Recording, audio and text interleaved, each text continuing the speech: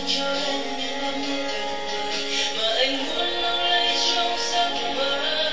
Mọi âu lo hãy quên đi vì em đã có là chiếc bóng mong bên em dịu bước em đi.